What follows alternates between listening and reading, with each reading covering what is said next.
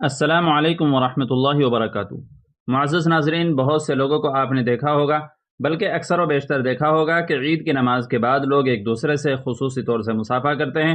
ایسے ہی بعض لوگ معانقہ بھی کرتے ہیں، یعنی گلے ملتے ہیں۔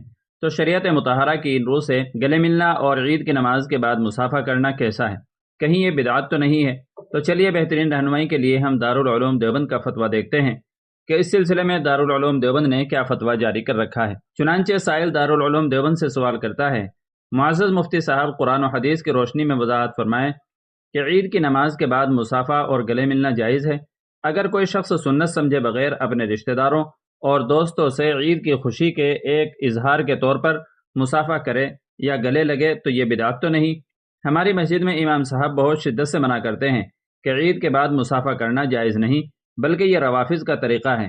نتیجہ یہ ہوا کہ اب عید کے بعد کوئی کسی سے مصافحہ نہیں کرتا اور سارے اجنبیوں کی طرح گھر کو روانہ ہو جاتے ہیں، اور کوئی مصافحہ یا سلام و دعا کر لے تو عجیب نظروں سے دیکھنا شروع کر دیتے ہیں۔ کیا اسلام میں عید کے دن کا یہی تصور ہے کہ عید کی نماز کے بعد گھروں کو لوٹ جائیں اور ملتے جلتے وقت کسی سے مصافحہ نہ کریں؟ چنانچہ دارالعلوم دیوبند نے اس سوال کا جواب دیا ہے۔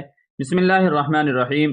ابتدائی ملاقات کے وقت سلام مصافحہ کرنا اور طویل وقفے کے بعد ملاقات ہوئی تو گلے ملنا یعنی معانقہ کرنا مسنون ہے، چاہے عید کا دن ہو یا کوئی اور دن۔ اگر کسی مسلمان بھائی سے خاص عید کے دن یا عید کی نماز کے بعد ہی ملاقات ہوئی ہے تو اس سے سلام مصافحہ کیا جا سکتا ہے، اور گہرا تعلق و محبت ہو تو گلے بھی ملا جا سکتا ہے، اس سے کوئی منع نہیں کرتا۔ لیکن اپنی طرف سے مصافحہ اور معانقے کو عید کے دن یا عید کی نماز کے بعد کے ساتھ خاص کر لینا صحیح نہیں ہے۔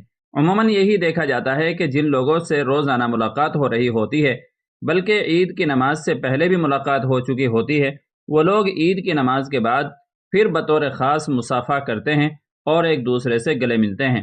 یہی تخصیص اور التزام بدعت ہے۔ یہ تخصیص نہ رسول اللہ صلی اللہ علیہ وسلم سے ثابت ہے، نہ صحابہ اکرام رضوان اللہ علیہم اجمعین کے قول و عمل سے، اس لیے اس سے احتراز کرنا چاہیے۔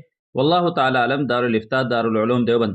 تو ناظرین اکرام، ویڈیو اچھی لگی ہو تو لائک اور شیئر کیجیے گا، اور چینل پر پہلی بار آئے ہوں تو سبسکرائب بھی کر لیجیے گا۔ چلیے پھر ملتے ہیں اگلی کسی ویڈیو میں۔ السلام علیکم ورحمۃ اللہ وبرکاتہ۔